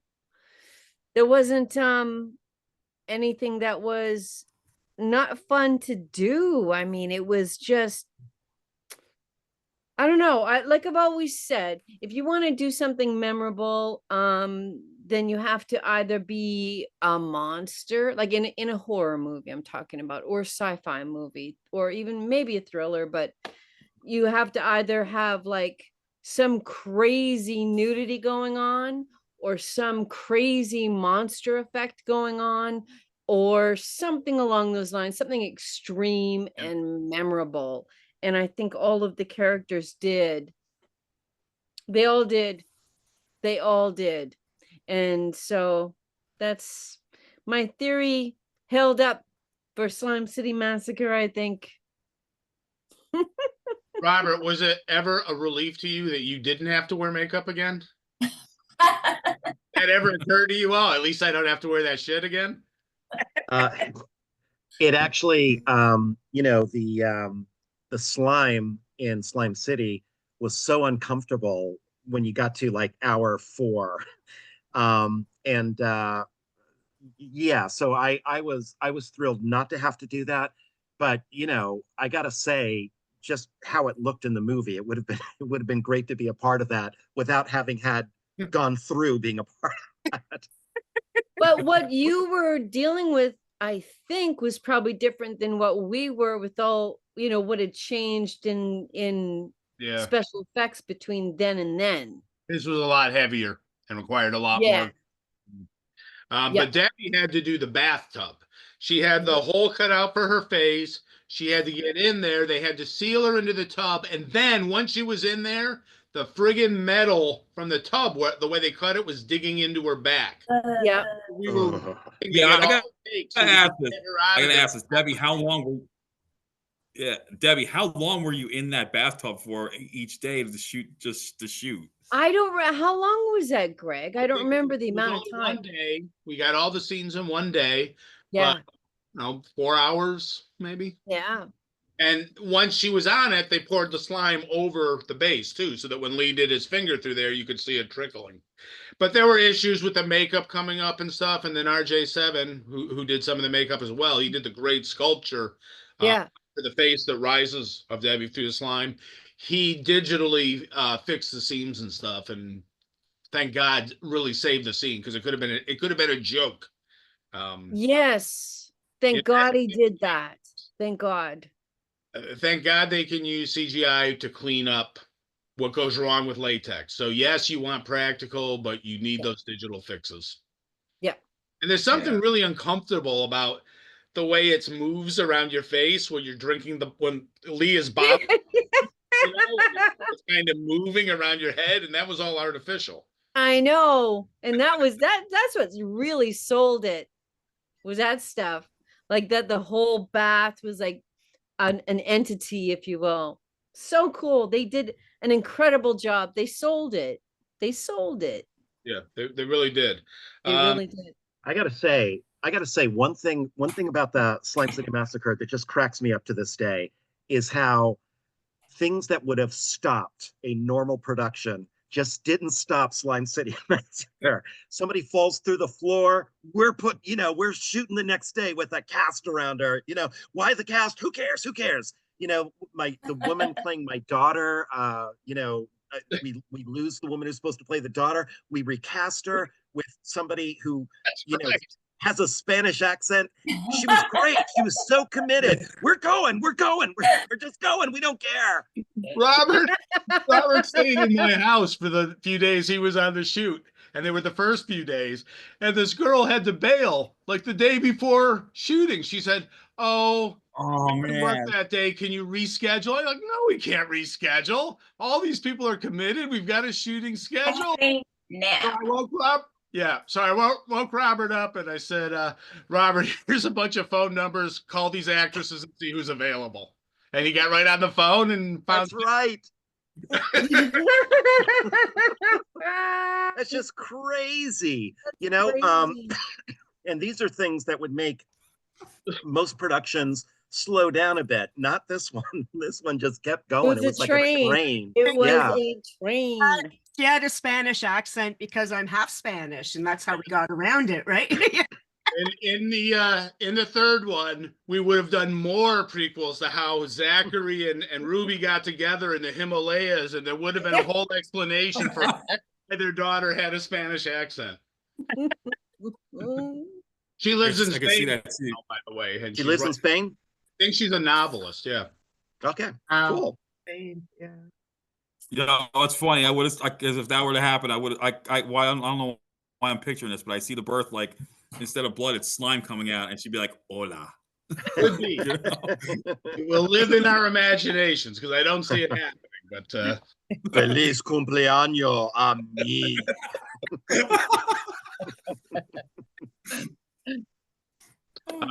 That whole flashback thing, one of the things that I'm happiest about that film is that if you take the origin that's presented in the original Slime City, oh, he was a cult leader, you know, he's wearing the cloak and stuff like the Phantom of the Opera, and they all committed suicide in the basement. You have a fairly strong idea of what that was, and we just totally inverted it with the whole hippie thing, and you know, they're the new age self-help, and they're all likable wackos, those characters. Mm-hmm. Very, very different than what anyone would expect. Yes, yes, and yet right in there with the canon, you know, they all killed themselves in the basement. That's right. Wow. Good stuff. Yeah. Can I share? I have, before we go, I have, because now I'm last, now I'm thinking of all these precious memories. Like, I just want to say real quickly, there's a few, but quickly, because I know I can talk. One, I have such fond memories of, you know, again, coming on early on and working with Greg ahead of time, just such fond memories of getting to know Greg from afar. I'm in LA, he's in New York, you know, in Buffalo. And so like, I drove him completely insane. Of course, he's so black and white, get it done. And I'm driving him nuts, trying to like send pictures of the fall of my hair that I wanted for Nicole to be in the moment, and my going to the thrift shops every day to buy my hooker clothes, and I'm driving him completely nuts. But we had I learned how gifted he is and what a great writer he is, and how serious he is about what he jumps into as a creative, and how intelligent and all of it. And I knew we were all in great hands with Slime City Massacre. Number two, I have such fond memories of the very first scene, the hooker scene, and meeting Robert. And also in the orgy scene with, remember you guys, that was going to be eventually the CGI tongue when Robert's on top of me when I'm lying down. So doing that scene and having to open my mouth, and Robert having to open his mouth. And that was like crazy train. Another moment I cherish, these are moments with Sephera and I'll never forget the scene after on the staircase, and I lean down. Oh, I'm getting emotional. Like, I lean down to hug her, and I sit when she invites me into the cult, and I say Ruby, and just, it was such a special, precious moment. Like, it really was, again, actors, and Debbie, you know, you can attest to this, like sometimes we're really in the moment, sometimes we're not. It happens, it doesn't happen. And it was just a beautiful, touching moment. And then Debbie, so for anyone viewing and listening, like, you know, when you're on a film, you're not always working with the actors officially, you know, together. We had completely opposite schedules, being with me in the flashbacks and Debbie in the present day. And so I had been a fan forever and ever, you know, and from Trauma on. But I'm going to say this real quickly, because I was like, oh, I have to remind Debbie this, because she may not remember. I actually was really introduced to Debbie as a phenomenal actress when a dear friend of mine, who I had done a film with back in New York in the mid-90s, Michael Roderick, was in Nowhere Man. Yes. And he was in this amazing, intense film. And I'm like, wow, Oh, man, yeah. ooh, she can freaking act. And then, so we had never met each other because we were on totally opposite schedules. So it was 2010 Texas Frightmare weekend. I had never met Debbie in person, and I had been blessed as, you know, being called a newfound scream queen, whatever. And the icons came before me like Debbie. And it was Texas Frightmare weekend, and our booths, we were both guests, and our booths were across from one another. And I knew Debbie was coming that day. And I ran up to her, and I'm going to cry. Like, I remember the moment. I remember the sweater you were wearing, Deb. And she gave me the warmest, biggest hug. And it was like, we just had this connection. And like, it's as if we had filmed Slime City Massacre together, but we were there in spirit. And those are just precious moments. Oh my gosh. Like, I'm just so grateful. I'm so grateful for all of you and for all of us being here together today. Thank you. That's all I have to say. Yes. It had to happen. It's too important. It's too important. There's many different film families. This is a very, very, very special one. Very special. Every one of you, like, just, has a really special place in my heart, not as that trite way of saying that, but really, really, really very special place in my heart. Thank you, and right back at you. I believe you, Debbie. And what poster is under that Slime City Massacre poster on the wall behind you when you take it down? Nothing. Nothing. Red. Red. Break. She's done. No, but I did bring this out. I only wish it was bigger. Yeah. I did bring this out and put it up for tonight. Aw. I gotta Aw. say, Mine too. I talk about film. I gotta say, I talk about films where you could tell the chemistry is there between the cast members, and sometimes with these big Hollywood ensembles, it just does not work. But to see something like Slime City Massacre, as Brooke called, Brooke even mentioned the scene with Sephera when they're together touching. I felt that, like, you can, if as a viewer, I felt the emotions between the characters, even with the main four, where at first they were reluctant, but then they become like a family of their own, and it's because their chemistry was so damn good. Yeah. And even with the supporting characters coming in, such as Mary, and then even the mayor, even though the mayor is kind of an a-hole, let's just face that, but he still brought something to that mix. He's totally. And that's why I enjoyed the hell out of this movie. Yeah. Give credit to Which is Greg. why I felt like, Yeah. yeah. So hands down, I mean, this is why I love this movie, because it's not just like the madness of the slime and all that, but it's that chemistry between all the actors in their scenes. You just feel something, you just resonate with it, you feel something with it, and that's why I knew eventually I was like, I have to somehow do something. And Brooke, again, this is because you came up with this idea, and Thank you. we just rolled with it, and Thank you guys. Yeah, thank you, all of you guys. Yes. Albert, Brooke, Greg, everybody for coming on. All you guys for coming on. That was really generous to take your 2+ hours of your Saturday night and share it with us and those watching, those amazing people taking the time out to watch this. These are great memories. I mean, these are such great memories. It could be on a disc. An extra on a disc. So good. Yeah, See thank all you. of your faces. It's super important that there's anyone out there who loves the film. So thank you. Thank you for watching us and for putting this Thank together. you. Thank you so much, guys. I miss you all. It's been a minute, and it's been a challenging few years, and I just know how much I'm so grateful for every one of you. Right back at you. yeah. Likewise. Fortunately, the challenging years are all behind us now. Yeah. Yeah. Smooth sailing now. Yeah, smooth. Country smooth. club days are here. Yeah. Greg, will you come back? Will you come back onto Twitter X or whatever we call it? Twitter X. Once I signed off and gave up those 5,000 followers, it was done. Well, what about down the road? Now it's a government site. I know that's a really hard one to stay on, and I held on. There's no. What's that? I held on as long as I could, and I wanted to see it burn down. Really. Well, that's the thing. Like, I've 1 foot in, 1 foot out, and it's just all private, lockdown. Maybe go but yeah, it's completely lost everything, all of its appeal and luster. There's just literally a couple of people that I only wish were somewhere else beyond that. And that's not even a really good reason, but yeah, it's just. I haven't told anyone you should leave Twitter, nor would I. It's everyone's choice on what they say. Yeah. And so on. It got to the point where all I was doing was battling trolls. Like, I was going on and looking for people to battle, and it was a waste of time. Yeah. That was me on Facebook. Facebook I can't give up with. I have too many friendships on there. That I only know through Facebook.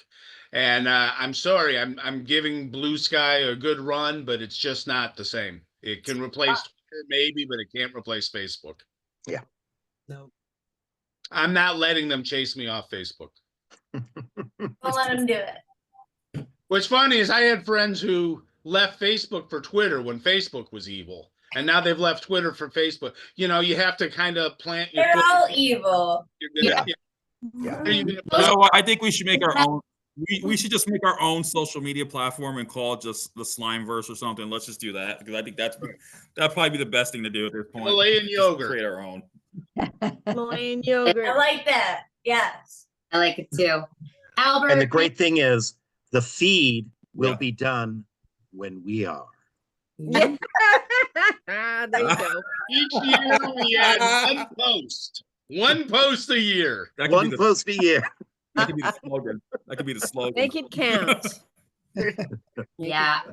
Albert, and I just a shout out to you for hosting again at World Film Geek, just for all you do for us, for the especially the indie film people and genre filmmakers, and you are Thank just you, Albert. yes, thank you, and thank you for the oh my Thank god, you. what? Thank you. This was amazing. Yes, thank you, Albert. Yeah. Wow. Thank you, everyone Thank- else. You guys are very welcome. And would you believe this is my 10th anniversary of doing this?